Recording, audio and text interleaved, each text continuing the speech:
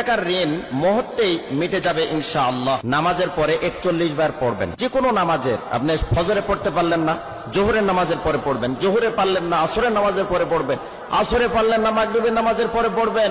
মাগরিবে পারলেন না, এশার সালাতের পরে আপনি পড়বেন। যদি আপনি পড়তে পারেন 41 বার, আর মনের ভিতরে যদি আপনার সঠিক তামান্না এবং বিশ্বাস যদি থাকে, কোটি কোটি টাকার যদি আপনি ঋণের মধ্যে থাকেন, ইনশাআল্লাহ আল্লাহ পাক আপনাকে পরিত্রাণ দিবে। তো আল্লাহ পাক তো আমাকে আপনাকে হেফাজত করবে। আমরা তো ভুলের মধ্যে কেউ নয়।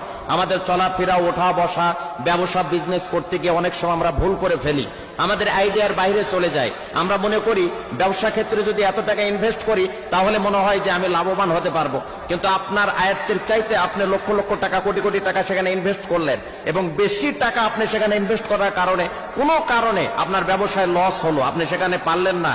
তো এই ধরনের ভুল ত্রুটি আমাদের হবেই। আমরা মানুষ, আমাদের কাছে তো আর ওহী আসে না।